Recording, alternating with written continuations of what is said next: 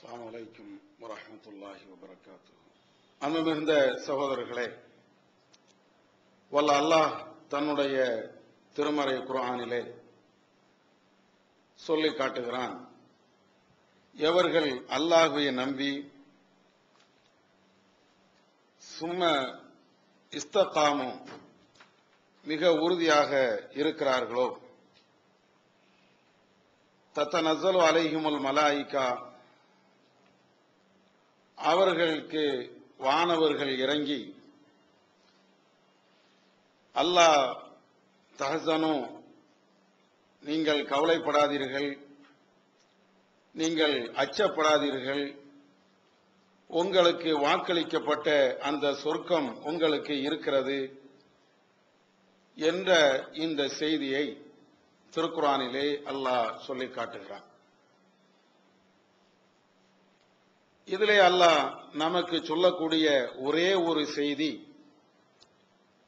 அல்லாஹ்வை நம்பி அந்த கொள்கையிலே எவர்கள் உறுதியாக இருக்கிறார்களோ அவர்களுக்கு அல்லாஹ் இம்மையிலையும் மறுமையிலையும் மகத்தான வெற்றியையும் அருளையும் தருவான் என்ற வாக்குறுதியை வல்ல அல்லாஹ் இந்த வசனத்தின் மூலமாக உலக மக்களுக்கு அல்லாஹ் தெளிவுபடுத்துகிறான்.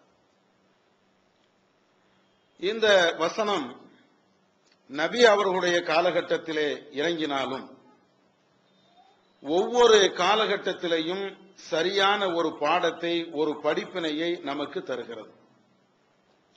ஏதோ இந்த நேரத்திலே, இந்த நூற்றாண்டிலே, இந்த காலகட்டத்திலே இறங்கிய ஒரு உணர்வு நாம் ஒவ்வொருவருக்கும் ஏற்படுகிறது.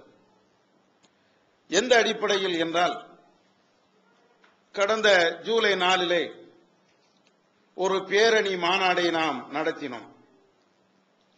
இந்தியாவில் வாழக்கூடிய இஸ்லாமியர்கள் நிம்மதியாக வாழ வேண்டும், அவர்கள் படிப்பிலையும் வேலை வாய்ப்பிலையும் உயர்ந்த நிலையை அடைய வேண்டும் என்ற அந்த ஒரு நோக்கோடு சமுதாய பிரச்சனைகளை கையில் எடுத்து நாம் போராடினோம்.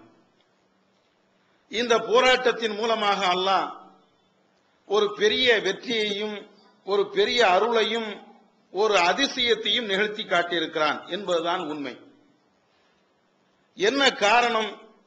சற்று நீங்கள் நம்முடைய வரலாறுகளை நோக்கி பார்த்தீர்கள் என்றால், இப்ராஹிம் நபி அவருடைய வரலாறை போன்றும் நபிமாருடைய காலகட்டத்தில் இருந்த அந்த வரலாற்றை போன்றுதான் நம்முடைய வரலாறும் தொடர்கிறது. இது நபிமார்களோடு ஒப்பிட்டு பேசுகிறோம் என்று நினைத்து விடவும் கூடாது. ஈமான் கொண்டவர்கள் ஒவ்வொரு காலகட்டத்திலும் வாழ்வார்கள். அதிலே உறுதியாக இருக்கக்கூடியவர்களுக்கு அல்லாஹ் எப்படியெல்லாம் அருளை தருகிறான் என்ற அந்த ஒரு நோக்கத்தோடு தான் இந்த நிலையும் நாம் பார்க்க வேண்டும். இப்ராஹிம் நபி அவருடைய காலத்தை நீங்கள் எடுத்தால் அல்லாஹ் திருக்குர்ஆனிலே அதை சொல்லி காட்டுகிறான். அவர்களுடைய வரலாறு நாம் ஒவ்வொருவருமே படித்த தெரிந்த ஒரு அற்புதமான ஒரு வரலாறு. கது கானலக்கும் உஸ்வத்துன் ஹசனத்துன் ஃபி இப்ராஹிம். இப்ராஹிம் நபி அவர்களுடைய விஷயத்திலே, அவர்களுடைய வரலாற்றிலே உங்களுக்கு அழகிய ஒரு முன்மாதிரி இருக்கிறது. வல்லதீன ஆமனு, அந்த இப்ராஹிம் நபியை ஏற்றுக்கொண்டார்களே, அல்லாஹ்வை நம்பினார்களே, அவர்களிடத்திலேயும் உங்களுக்கு அழகிய ஒரு முன்மாதிரி இருக்கிறது என்று சொல்லிவிட்டு எதிலே முன்மாதிரி என்பதை அல்லாஹ் சொல்லும் போது, இது காலூ லி கௌமிஹிம் இன்னா புராவு மின்கும் வ மிம்மா தஅபுதூன மின் தூனில்லாஹ். அந்த மக்களும் அந்த இப்ராஹிம் நபியும் அவர்கள் சொன்னார்களே, அந்த காஃபிர் கூட்டத்தை எதிர்நோக்கி, அந்த இணை வைக்கக்கூடியவர்களை நோக்கி சொன்னார்களே, உங்களை விட்டும் அல்லாஹ்வை விட்டுவிட்டு எதையெல்லாம் நீங்கள் வணங்குகிறீர்களோ அதை விட்டும் நாங்கள் விலகிக் கொண்டோம்.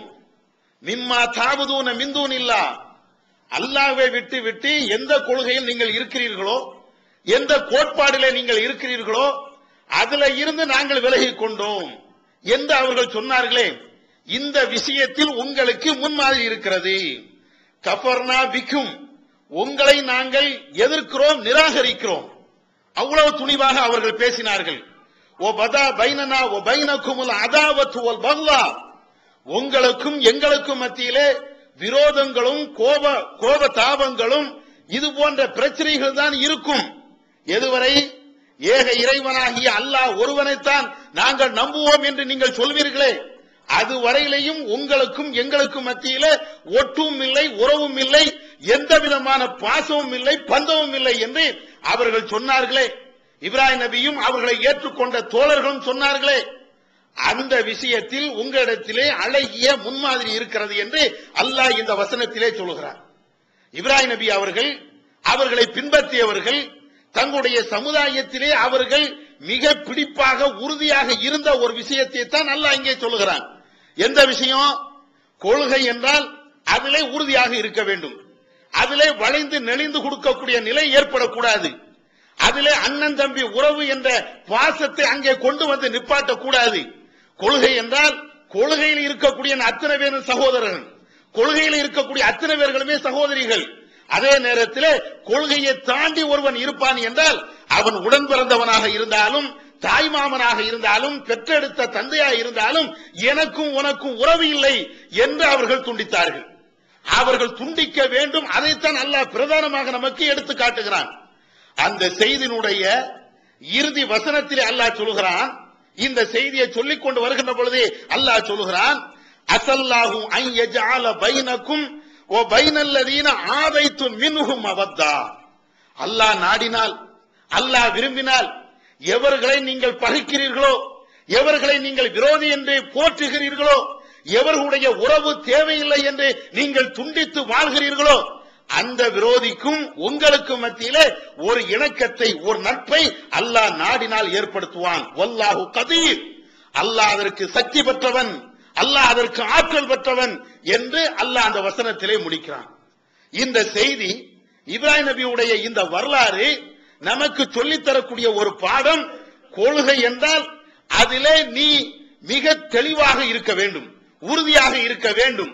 அதிலே தடம் மாறுவது, தடம் புரளுவது, அல்லது அதிலே கொஞ்சம் முன்ன பின்ன நடக்கிறது, வளைஞ்சு கொடுப்பது, இது இருக்கக்கூடாது. நீ பகைமையை ஏற்படுத்தி கொள்கைக்காக, இறைவனுக்காக, அல்லாஹ்வுக்காக, மறுமைக்காக, இந்த இஸ்லாத்திற்காக, மார்க்கத்துக்காக நீ இந்த விரோதத்தை ஏற்படுத்தி, நீ ஏற்படுத்தின அந்த விரோதத்தை அல்லாஹ் நாடினால் உங்களுக்கு மத்தியிலே இணைப்பான். இதை இன்னொரு வார்த்தையிலே சொல்ல வேண்டும் என்றால், நீ அல்லாஹ்வை நேசி, அல்லாஹ்வுக்காக வேண்டி, இறைவனுக்காக வேண்டி எந்த தீமையும் எதிர்த்து நீ போராடு. போராடினால், அவர்களை எதிர்த்தால், அவர்களை வேண்டாம் என்று நீ ஒதுக்கி தள்ளினால், அல்லாஹ் அந்த கூட்டத்தை ஒதுக்கி தள்ளி அந்த கூட்டத்தை அல்லாஹ் நாடினால் சேர்த்து வைப்பான். இதைத்தான இந்த மாநாட்டில் நாம பார்த்தோம். நம்முடைய வரலாறை அப்படியே கொஞ்சம் திரும்பி பாருங்கள். 80களிலே இந்த ஏகத்துவத்தை இந்த தமிழக மண்ணிலே எடுத்து சொன்னோம். அன்றில இருந்து இன்று வரையிலையும் பிரிவினை, பிரிவினை, பிரிவினை. நம்முடைய ஜமாத்துக்கு இன்னொரு பேரு பிரிவினை ஜமாத்து. இதுதானே நாம சம்பாதித்தது. எதை சம்பாதித்தோம்? கொள்கையை சம்பாதித்தோம். அதிலே உறுதியாக இருக்க வேண்டும் என்ற நிலைப்பாட்டை சம்பாதித்தோம். மக்கள் எவ்வளவு பெரிய பிரச்சனைகளை கொண்டு வந்தாலும் இதிலே நிலையாக இருக்க வேண்டும் என்று நாம் அதிலே கரெக்டாக, சரியாக இருந்தோம். இதனால் ஒற்றுமையை விரும்புகிறோம் என்று பேசக்கூடியவர்கள், எங்களுக்கு அதுதான் பிரதானம் என்று பேசக்கூடியவர்கள், அத்தனை ஜமாத்துகள் அல்லது அத்தனை இஸ்லாமிய இயக்கங்கள் நம்மை திட்டாதவர்கள் யாரும் உண்டா? இன்றைக்கு இன்டர்நெட்டை நீங்கள் ஓபன் பண்ணி பார்த்தாலும், அல்லது வேறு வேறு இடங்களில் நீங்கள் சென்றாலும் அத்தனை பேரும் குறி வைத்து தாக்குவது நம்முடைய ஜமாத்தை தவிர வேற எதுவுமே இல்லை. ஏன்? ஆனா அவங்க அத்தனை பேரும் ஒற்றுமையாக இருக்க வேண்டும் என்று விரும்புகிறார்கள். ஆனால் இவ்வளவு பெரிய விவகாரங்கள் இருந்தும் எப்படி இந்த கூட்டம் வந்தது? எப்படி இவ்வளவு ஜனங்கள் வந்தார்கள்? ஆண்களும் பெண்களும் வயோதிகர்களும் அவர்கள் தங்களுடைய குழந்தைகளை தூக்கிக் கொண்டு பேரணிகளிலே பங்கு பெற்றார்களே. நடக்க முடியாதவர்களும் ஊன்றுகோலை ஊன்றிக்கொண்டு இந்த பேரணியிலே வந்தார்களே. எப்படி இது சாத்தியம்? தௌஹீத் ஜமாத் உறுப்பினர்களா? அத்தனை பேரும் நம்மோடு சேர்ந்து இருக்கக்கூடியவர்களா? இல்லையே. சுன்னத் ஜமாத்தை சேர்ந்தவர்கள் நாம் யாரை எதிர்க்கிறோமோ அந்த மக்கள் அணி அணியாக, சாறை சாறையாக தங்களுடைய காசுகளை, பணங்களை செலவழித்துக் கொண்டு இந்த மாநாட்டுக்கு வருகிறார்கள் என்றால் இது அதிசயம் இல்லையா? இது ஆச்சரியம் இல்லையா? இது ஒரு அற்புதமான ஒரு விஷயம் இல்லையா? நம் கண்ணு முன்னாலே அல்லாஹ் அவனுடைய அருளை காட்டுகிறான் என்பதற்கு இது ஒரு உதாரணம் இல்லையா? எடுத்துக்காட்டு இல்லையா? உண்மையிலேயே அது ஆச்சரியம்.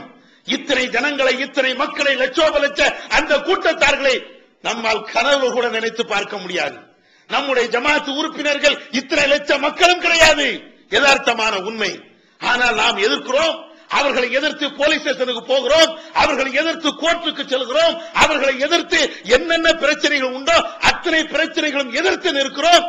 ஆனால் இவ்வளவு எதிர்த்து நின்றதற்கு பின்னாலேயும், அவர்களுக்கு எதிராக கோர்ட்டு கேஸ் என்ற அத்தனை வழக்குகளை சந்தித்ததற்கு பின்னாலேயும் இந்த தௌஹீத் ஜமாத் அழைக்கிறது என்ற அந்த ஒரே ஒரு கோணத்திலே வந்து நிற்கிறார்கள் என்றால் என்ன காரணம்?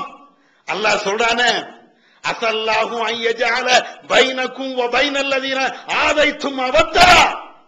நீங்கள் யாரை விரோதிகளாக நினைத்தீர்களோ, நீங்கள் யாரை நீங்கள் சரியில்லை கொள்கைக்காக வேண்டி அவர்கள் சரியில்லை என்று நீ நினைத்தீர்களோ, அந்த மக்களை நீங்கள் கொள்கையில் சரியாக இருந்த ஒரே காரணத்திற்காக வேண்டி நாம ஒன்று சேர்க்கிறோம், அவருடைய உள்ளத்தை நாம் ஈர்த்து கொண்டு வருகிறோம்.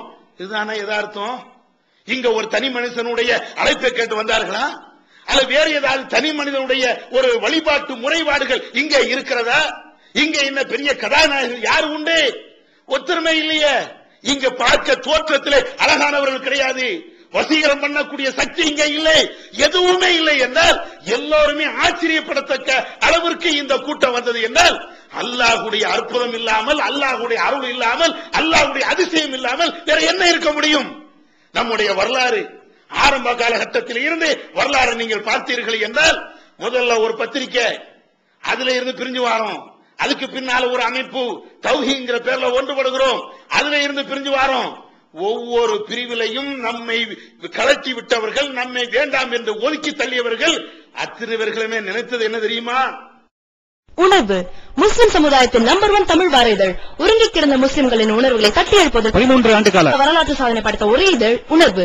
செய்திகளின் நடுநிலைமை, விமர்சனங்களின் நேர்மை, சமுதாய செய்திகளுக்கு முன்னுரிமை, இஸ்லாத்தின் எதிரிகளை அடையாளம் காட்டுதல், அரசியல், ஆன்மீகம் பற்றிய கேள்விகளுக்கு ஆணித்தரமான பதில்கள், ஆய்வு கட்டுரைகள், பல சுவையான அம்சங்களுடன் வெளிவரும் உணர்வின் வாசக சமுத்திரத்தில் நீங்களும் சங்கமமாகுங்கள். ஆண்டு சந்தா உள்நாடு ரூபாய் 400, வெளிநாடு ரூபாய் 1300, தனி இதழ் ரூபாய் 8. உங்கள் டிராஃப்ட்களை Muslim media trust number 7 வடமரைக்கா street, 2nd floor, Mannady, Chennai 1 என்ற முகவரிக்கு அனுப்பி வையுங்கள்.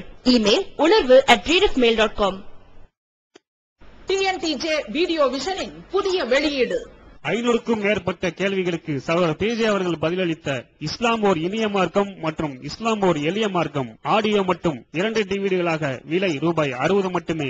சகோதரர் அல்தாஃபி உரையாற்றிய நாசமாக்கும் நவீன கலாச்சாரம், இஸ்லாம் கூறும் குடும்பவியல், மறுமை சிந்தனை, நன்மையை ஏவி தீமையை தடுப்போம், பேரழிவுகள் தரும் படிப்பினை, சகாபாக்களின் வாழ்வெளியிலே 6-in-1 டிவிடியாக விலை ரூபாய் 30 மட்டுமே. கிடைக்கும் இடம் TNTJ வீடியோ விஷன், எண் 30, அரண்மனைக்காரன் தெரு, மண்ணடி, சென்னை 1. செல் 9500168989. இவர்கள் காணாமல் போய்விடுவார்கள், இவர்கள் அட்ரஸ் இல்லாமல் போய்விடுவார்கள், இவர்கள் இப்படியே சொல்லிக் கொண்டே இருந்தார்கள் என்றால் இவர்களுக்கு பின்னால் மனித சஞ்சலமே இருக்காது என்றெல்லாம் வீர வசனங்கள் அன்றைக்கும் பேசினார்கள், இன்றைக்கும் பேசினார்கள். இப்படி ஒவ்வொன்றாக அப்படியே பிரிந்து பிரிந்து பிரிந்து வந்தால் நம்முடைய கணக்கு என்ன தெரியுமா? மனித கணக்கு என்ன தெரியுமா? எல்லாரும் சொன்னாங்களே, இந்த ஜமாத்துக்கு பின்னால எவனும் இருக்க மாட்டான், 5000 பேர் திரள மாட்டார்கள், 10,000 பேர் திரள மாட்டார்கள், ஏதோ இந்த ஜமாத்துடைய முக்கியஸ்தர்கள் தான் சில பேர் இருப்பார்கள் என்று சொன்னார்களே, அதுதான் மனிதன் கணக்கு. ஏன் நாம பிரிந்தது கொஞ்ச நெஞ்சமா? இந்த கொள்கைக்காக வேண்டி நாம் சிந்திய ரத்தங்கள் கொஞ்ச நெஞ்சமா? இந்த கொள்கைக்காக வேண்டி நம்முடைய உறவுகள் வேண்டாம் என்று சொன்ன சொந்தங்கள் இங்க எத்தனை பேர்? கொஞ்சம் யோசிச்சு பாருங்க. அண்ணன் வீட்டுல கல்யாணம் நடக்கும், அந்த கல்யாண விருந்துல கலந்து கொள்ள மாட்டோம். ஏன்? அவன் வரவேற்றம் வாங்கியிருப்பான். தங்கச்சி வீட்டுல கல்யாணம் நடக்கும், அந்த கல்யாணத்துல கலந்து கொள்ள மாட்டோம். ஏன்? அந்த தங்கச்சி கழுத்துல தாலியை கட்டி இருப்பான். சுன்ன ஜமாத்துக்காரர்கள் வந்து அந்த ஆலிம்கள் திருமணம் நடத்தியிருப்பார்கள், விதாத்தான காரியங்கள் அங்கே நடந்திருக்கும். இப்படி பிரிஞ்சு வந்தோமே, அந்த சகோதரர்களை வேண்டாம் என்று சொந்தமே, நம்முடைய சொந்த அண்ணனை, சொந்த தங்கச்சியை, சொந்த அக்காவை, நம்மை பெற்றெடுத்த தகப்பன வேண்டாம் என்று சொன்னமே, எதற்கு சொன்னோம்? சுயநலமா அல்லது வேற ஏதாவது உலக ஆதாயமா? அல்லாஹ் திருக்குர்ஆன்ல சொல்றானே, எந்த இடத்தில் அல்லாஹ்வுடைய வசனங்கள் பரிஹசிக்கப்படுகிறதோ, வயுக்ஃபரு பிஹா வயுஸ்தஹ்ஸவு பிஹா ஃபலா தகுது மஅஹும், இறைவனுடைய வசனங்கள் எங்கே நிராகரிக்கப்படுகிறதோ, எங்கே கேலி செய்யப்படுகிறதோ, எங்கே அது கொச்சைப்படுத்தப்படுகிறதோ அங்க உட்காராத. முறைய புறக்கணி என்று அல்லாஹ் சொன்னானே, இந்த ஏக இறைவனுடைய வசனத்தை அப்படியே முன்னிறுத்தியின் காரணத்தினால்தான் நம்முடைய அந்த தங்கை அண்ணன் அந்த பாசம் நமக்கு தெரியல, மாமா மச்சான் உறவு நமக்கு தெரியல. அல்லாஹ்வுடைய வசனம் அங்கே நம்முடைய கண் முன்னால் நின்றது. அல்லாஹ்வுடைய அந்த மறுமை சிந்தனை நரகம் அது நம்முடைய கண் முன்னால் நின்றது. அல்லாஹ்விடத்தில் நாம நல்ல பேர் எடுக்கணுமே என்பது நமக்கு முக்கிய குறிக்கோளாக இருந்தது. அதன் காரணமாக நமக்கு அத்தா தெரியல, அம்மா தெரியல, உறவு பாசம் இதெல்லாம் நமக்கு இரண்டாம் பட்சமா ஆச்சு. இதுதானே நம்முடைய வரலாறு. இப்படி எல்லாம் நீங்க யோசிச்சு பாத்தீங்கன்னா எவன் நமக்கு பின்னால வருவான், யாரு நமக்கு பின்னால வருவா? நம்முடைய அத்தா நினைத்திருந்தால் இவன் நம்மளை புறக்கணிச்சான், எனவே இவனுடைய மாநாட்டை நாம் புறக்கணிக்க வேண்டும் என்று நம்முடைய அத்தா நினைத்திருந்தால், நம்முடைய அண்ணன் நினைச்சிருந்தா, நம்முடைய வட்டாரத்துக்காரர்கள் ஜமாத்துக்காரர்கள் அவர்கள் நினைத்திருந்தா வருவாங்களா? யாராவது வந்திருப்பாங்களா? ஆனா வந்தாங்களே. என்ன ஆச்சரியம் அது! எப்படி வர முடியும்? ஒரு பெரிய ஆச்சரியமா தானே இருந்தது. நாம நினைச்சு பார்க்க முடியலையே. வல்ல மாநாடா இருக்கட்டும், அல்லது தஞ்சை மாநாடா, கும்பகோணம் மாநாடா இருக்கட்டும், சென்னை மாநாடா இருக்கட்டும், எப்படி வர முடிந்தது? நாளுக்கு நாள் அதுவும் கூடிக்கிட்டே இருக்குது. வல்லத்தை விட, தஞ்சாவூரை விட இப்ப சென்னை அதையெல்லாம் தாண்டி போய் நிக்குது. எப்படி வர முடிந்தது? இது அல்லாஹ் குர்ஆன்ல சொல்றானே, அதுதான் நீ என்ன நேசியப்பா, எனக்காக வேண்டி நீ எல்லா தியாகத்தையும் பண்ணு, எல்லாவற்றையும் நீ செய்து காட்டு, உனக்கு நான் உறுதுணையாக இருப்பேன். இன் தன்சுருல்லாஹ யன்சுருக்கும் வ யுஸப்பித் அக்தாமக்கும். அல்லாஹ்வுக்கு நீங்கள் உதவி செய்வீர்கள் என்றால் உங்களுடைய பாதங்களை அவன் உறுதியாக ஆக்குவான், உங்களுடைய நிலைப்பாட்டை அவன் தெளிவாக ஆக்குவான் என்று அல்லாஹ் சொல்லி காட்டுகிறானே. இதுதானே இது இன்னைக்கு மட்டும் நடந்த வரலாறா? நபி அவருடைய காலத்தை நீங்க எடுத்து பாருங்க. கொள்கைக்காக அந்த இறை தூதர், அல்லாஹ்வுடைய தூதர் முகமது நபி ஸல்லல்லாஹு அலைஹி வஸல்லம் அவர்கள் ஒரு பிட்டு கூட அசையாமல் இருந்தார்களே, கொஞ்சம் கூட வளைஞ்சு கொடுக்காமல் இருந்தார்களே. அல்லாஹ் அவர்களுக்கு கொடுத்த மாபெரும் வெற்றி ஃபத்ஹு மக்கா. மறக்க முடியுமா? வரலாறுகளை இன்றைக்கு அந்த ஃபத்ஹு மக்காவுடைய வரலாறு, மக்காவில் நபி அவர்களுக்கு ஏற்பட்ட அந்த கொடுமைகள், அந்த காபிர்கள் நபி அவர்களுக்கு எதிராக செய்த சதி செயல்கள் ஒவ்வொன்றையும் நினைச்சு பார்த்தா அல்லாஹ் இப்படிப்பட்ட ஒரு வெற்றியா மக்காவிலேயே அல்லாஹ் கொடுக்க போறான் நாம நினைப்போம். யதார்த்தம் அதுதான். ஆனா அதையெல்லாம் தாண்டி நபிகள் நாயகம் ஸல்லல்லாஹு அலைஹி வஸல்லம் அவர்கள் வெற்றி வாகி சூடினார்களே. அபூ சுஃபியான் வரலாறு தெரியுமா? இந்த அபூ சுஃபியானுடைய வரலாறு நமக்கு தெரியுமா? ஒவ்வொரு ஆளும் தெரிந்து வைக்க வேண்டும். உஹது போரிலே நபி அவர்கள் ஏகத்துவ அணியிலே இருக்கிறார்கள். அபூ சுஃபியான் அவர்கள் அப்பொழுது இஸ்லாத்துக்கு வரவில்லை, ஃபத்ஹு மக்காவில் தான் இஸ்லாத்துக்கு வருகிறார்கள். எதிர் அணியில அபூ சுஃபியான் இருக்கிறார். அபூ சுஃபியானுடைய படைகள் வலிமையாக இருக்கிறது.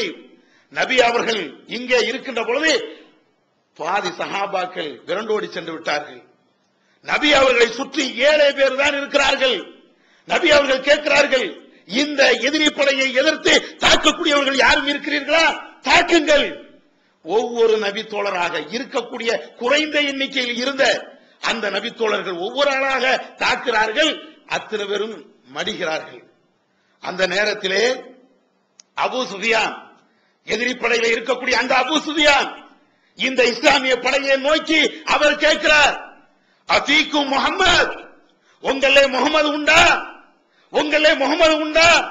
நபி அவர்கள் அங்கே இருக்கின்ற பொழுது தன்னுடைய தோழர்களுக்கு சொல்கிறார்கள், லா துஜீபூஹு, அவர் கேட்கக்கூடிய அந்த கேள்விக்கு நீங்கள் பதில் சொல்லாதீர்கள் என்று நபி அவர்கள் சொல்ல, கூடியிருந்த 1-2 சஹாபாக்களும் அப்படியே மௌனமாக இருக்கிறார்கள்.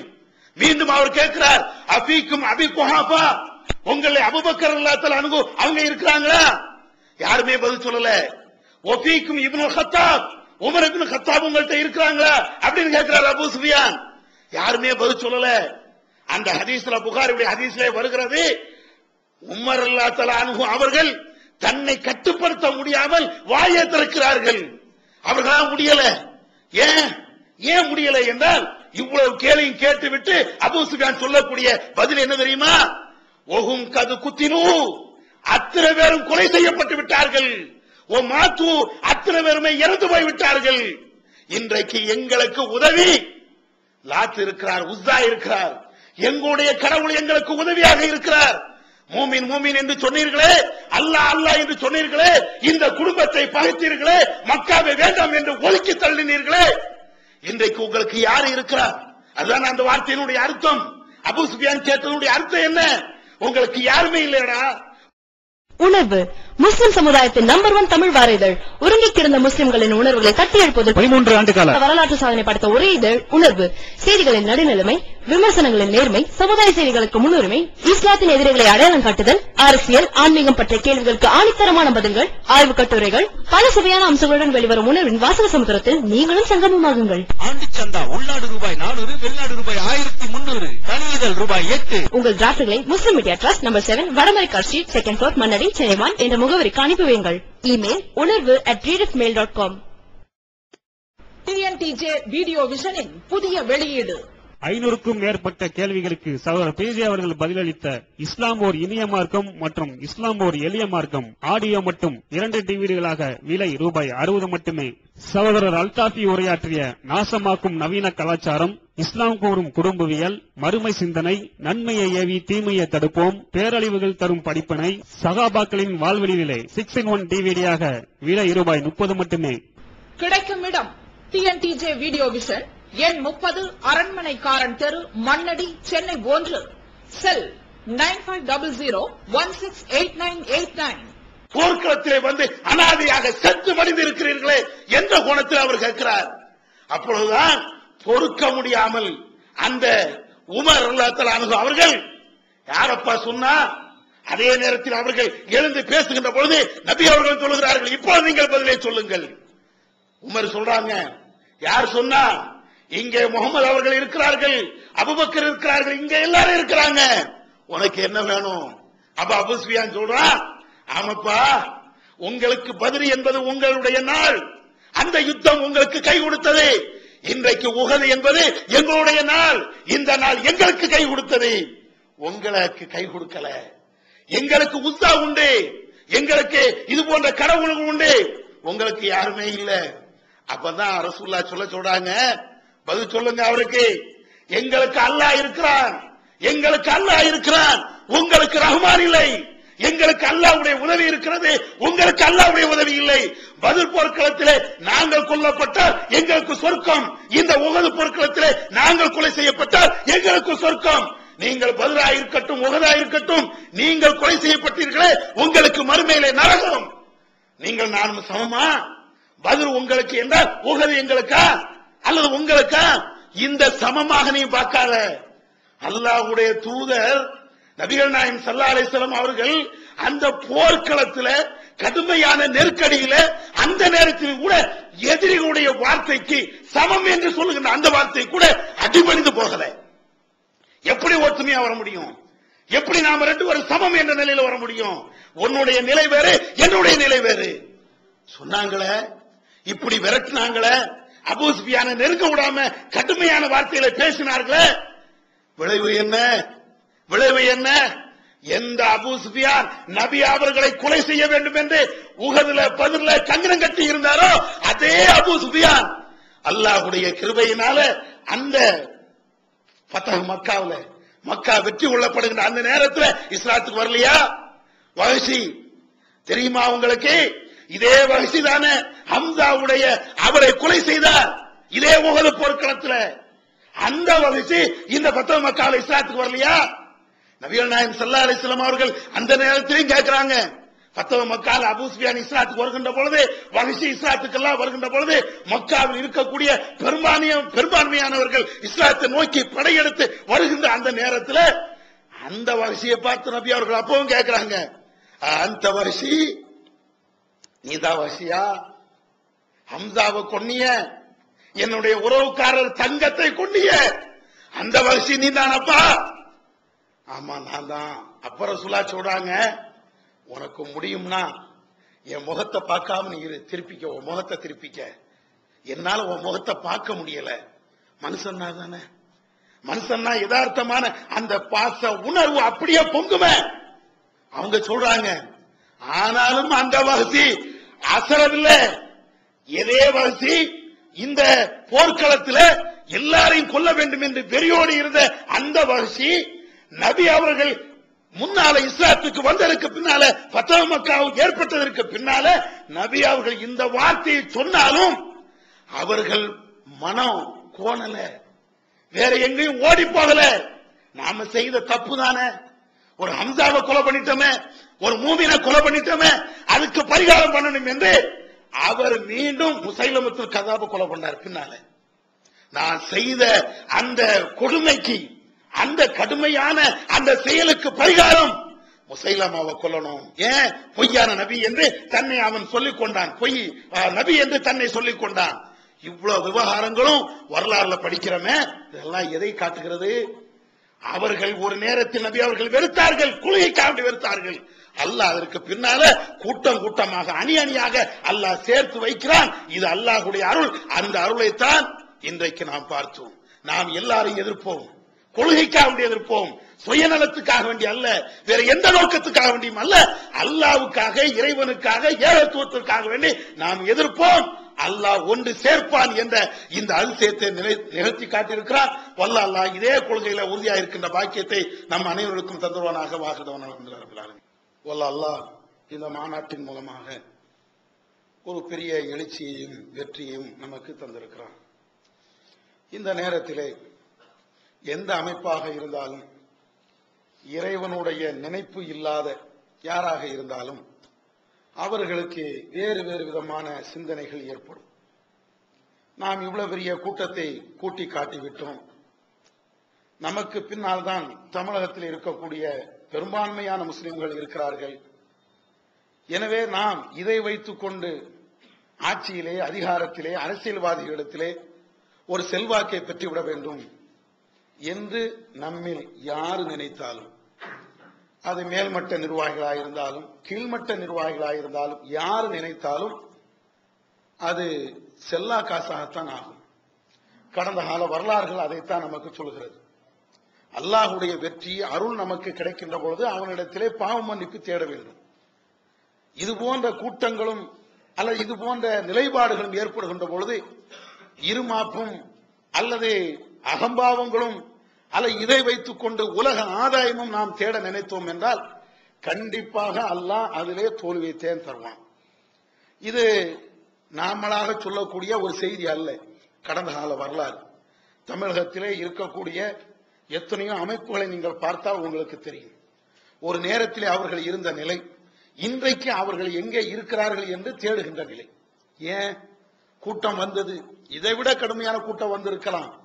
ஆனால் அந்த கூட்டத்தை வைத்துக் கொண்டு சுயநலம் அடைவதற்கு அவர்கள் ஆசைப்பட்டார்கள். அரசியல்வாதிகளோடு நெருக்கத்தை ஏற்படுத்திக் கொள்ள வேண்டும் என்று ஆசைப்பட்டார்கள். எனக்கு இருக்கக்கூடிய கூட்டத்தை பார்த்தாயா என்று அல்லாஹ்வை மறந்தார்கள். அதனுடைய விளைவு இன்றைக்கு பல இடங்களிலே அட்ரஸ் இல்லாமல் ஒரு நிலைக்கு தள்ளப்பட்டு விட்டார்கள். இந்த நிலை நமக்கு வரக்கூடாது. அல்லாஹ் காப்பாற்றும். அல்லாஹ் திருக்குர்ஆனிலே சொல்லி காட்டுவது போல, இதா ஜா நஸ்ருல்லாஹி வல் ஃபத்ஹ், அல்லாஹ்வுடைய உதவியும் அவனுடைய வெற்றியும் உங்களுக்கு வருகின்ற பொழுது, வராய்தன் நாஸ யதுகுலூன ஃபீ தீனில்லாஹி அஃப்வாஜா, இந்த அல்லாஹ்வுடைய மார்க்கத்திலே கூட்டம் கூட்டமாக மக்கள் நுழைவதை நீங்கள் பார்த்தீர்கள் என்றால் அல்லாஹ்விடத்தில் நீங்கள் பாவ மன்னிப்பு தேடுங்கள், அல்லாஹ்வை நீங்கள் பெருமைப்படுத்துங்கள், தஸ்பீஹ் செய்யுங்கள். அவன் பாவங்களை எல்லாம் மன்னிக்கக்கூடியவனாக இருக்கிறான். இதுதான் நமக்கு தேவை. கூட்டத்தை பார்த்து அசரக்கூடாது. இது நமக்கு வந்த கூட்டமா, எனக்கோ உங்களுக்கோ இந்த ஜமாத்து தலைவர்களுக்கோ வந்த கூட்டமா? கிடையாது. அப்படி ஒரு கூட்டம்னா யாரா இருக்கட்டும் தனியா போய் நின்று ஒரு மாநில மாநாடு நடத்தி பார்க்கட்டும், 4 பேர் கூட வரமாட்டான். யதார்த்தம் தான்.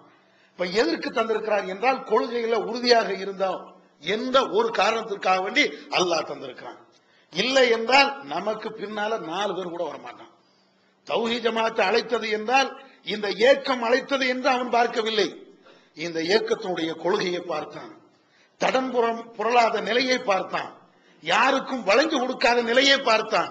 இங்க எவ்வளவு மக்கள் சென்றாலும் அந்த மக்கள் காட்டி அவர்கள் அரசியலிலே அல்லது சுயநலத்துக்கு பாடுபட மாட்டார்கள் என்பதை பார்த்தான். அதுக்கு தான் வந்தாங்க. அதனால இதை நாம் மனதில் வைத்துக் கொண்டு நமக்கு இது போன்ற என்ன வெற்றியை அல்லாஹ் தந்தாலும் அந்த வெற்றி வருகின்ற பொழுது அல்லாஹ்விடத்தில் அதிகம் அதிகம் நாம் தௌபா செய்யணும், பாவ மன்னிப்பு செய்யணும். இதுதான் நமக்கு இப்போ உள்ள இருக்கக்கூடிய விஷயங்கள். பல பேர் பல விதங்கள் பேசினாலும் நமக்கு தேவை இஸ்திக்ஃபார். ஒவ்வொரு ஆளும் செய்யணும். நம்ம ஜமாத்தை சார்ந்த அத்தனை பேரும் செய்யணும். யா அல்லாஹ், இதன் மூலமாக எங்களை தடம்புரல் செய்தாத யா அல்லாஹ். உங்களுக்கு தெரியுமா, பெரிய பெரிய தாய்கள்லாம் இருந்தவங்க இன்னைக்கு தௌபா செஞ்சு போறாங்க. நான் தௌ ஜமாத்துல போனதே பெரிய தப்பு, என்னை மன்னிச்சுக்கிடுங்க, கண்ணீர் விட்டு அழுகின்ற ஒரு நிலை ஏற்படுகிறது. அல்லாஹ் இந்த மாதிரி நிலையை நம்மளுக்கு தரக்கூடாது, யாருக்கும் தந்துடக்கூடாது.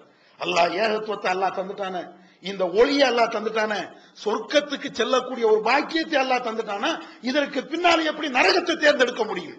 அது எப்படி பெருமையாக அமைய முடியும்? சில பேர் பெருமையா பேசலாம், இந்த நிலையை அல்லாஹ் தரக்கூடாது. அதுக்கும் அல்லாஹ்ட்ட துஆ செய்யணும். நபியே நாயகம் ஸல்லல்லாஹு அலைஹி வஸல்லம் கேட்டாங்களே, யா முகல்லிபல் குலூப் சப்பித் கல்பி அலா தீனிக், உள்ளங்களை புரட்டக்கூடியவனே, என்னுடைய உள்ளத்தை உன்னுடைய மார்க்கத்தின்பால் நிலையாக இருக்க செய். இதை கேட்கணும். இந்த கூட்டம் அல்லது இந்த ஆர்ப்பாட்டம், இவ்வளவு பெரிய விவகாரங்கள், இதையெல்லாம் வச்சு என்ன ஈமான மாறி செஞ்சிடாத யா அல்லாஹ், ஈமான்ல உறுதியா இருக்க செய்.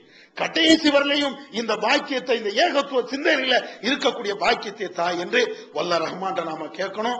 அதுதான் நமக்கு இம்மையிலேயும் மறுமையிலேயும் மிகப்பெரிய செல்வாக்கை நமக்கு தரும், சொர்க்கத்தை தரும் என்று கூறி என்னுடைய உரையை நிறைவு செய்கிறேன். வாஹிதான அல்லாஹ்.